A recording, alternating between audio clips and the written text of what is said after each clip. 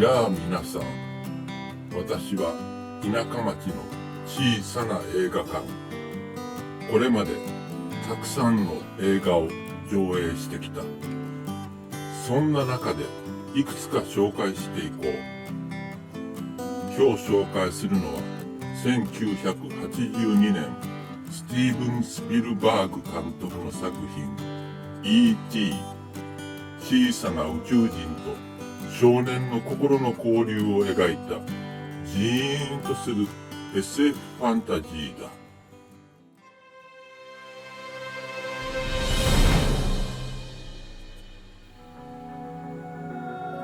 映画の舞台はアメリカの緑豊かな住宅街。その外れにある森で夜宇宙人たちが植物採取をしていたのだが、森林警備隊に見つかりそうになってしまう。慌てて逃げ出すが、一体だけ取り残されてしまった。さあ、このファーストシーンが見事で、宇宙人も警備隊も見えそうで見えないというスピルバーグお得意のテクニックで雰囲気たっぷりに描かれている。残された宇宙人は町の少年エリオットに見つかり、彼の部屋にかくまわれて E.T. と名付けられる。兄のマイケル、妹のガーティとも仲良くなり、地球の言葉を覚え、星に帰るための通信機を作り始める。ここでミソなのが、エリオットの家が離婚した母子家庭ということだ。これはスピルバーグ自身の経験がベースで、パパのいない男の子の寂しさがさりげなく伝わってくる。エリオットがパパの話題でママを泣かせてしまった時、兄のマイケルが叱るのもリアルだ。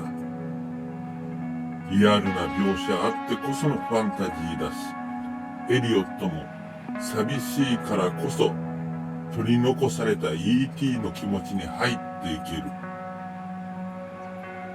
二人の心が通じ合い、冷蔵庫からビールを盗み飲んだ E.T. のほろ酔いが学校のエリオットに伝染し、騒動を起こしてしまうところは見せ場の一つ。E.T. がテレビでジョン・フォード監督の名作静かなる男のキスシーンを見ると、エリオットも女の子にキスしてしまう。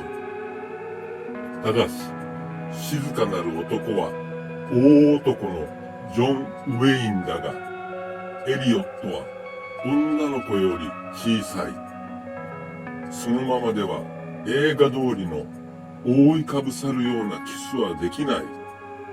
だから、ちょっとした演出の工夫を凝らしている。お見逃しなく。後半では、インディ・ジョーンズシリーズのスピルバーグらしい追っかけアクションも楽しめる。BMX という競技用自転車が大活躍。使われているのはクワハラという日本のメーカーのものだ。スピルバーグの甥っ子とその友達が推薦したらしい。主人公エリオット役のヘンリー・トーマスは見事な名演で E.T. への思いの深さを伝え泣かせてくれる。マイケル役のロバート・マクノートンもいいお兄ちゃんだ。そしてやっぱりガーティのドリュー・バリモアがすごい。撮影当時わずか6歳。絶妙な表情と喋りで心を奪ってしまう。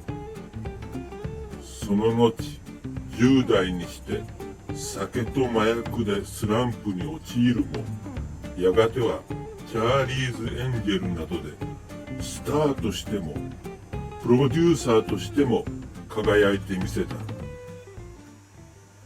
さて、この E.T. スピルバーグという作家の特徴が実によく出た映画と言える。サスペンス、アクション、宇宙人、子供、いろいろとこの監督らしさを見つけることができる。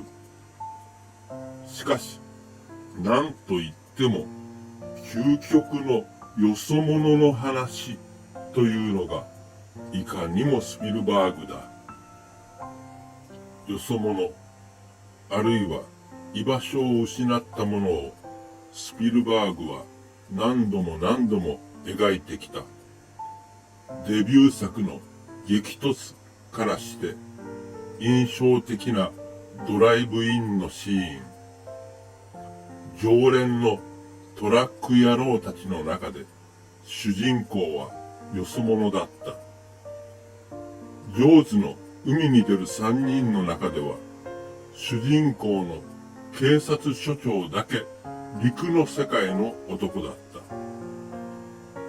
た。インディ・ジョーンズシリーズやプライベート・ライアンのように異国に乗り込む話も太陽の帝国のように異国をさまよう話もある。そして E.T. と同じような設定のよそ者の話も少なくともあと2本は撮っている。取り残されたよそ者が協力者と交流を育み、最後には帰る話。ターミナルとブリッジ・オブ・スパイダー。どちらもトム・ハンクスが出ていて、ターミナルではよそ者、すなわち E.T. ブリッジ・オブ・スパイでは協力者、すなわちエリオットにあたる役を演じているのが面白い。E.T. を含め、これら3作では、よそ者は他人にはない力を持っている。ターミナルでは、卓越したペンキ塗りなどの工事の技術。ブリッジ・オブ・スパイは画家としての腕がある。そして E.T. は超能力だ。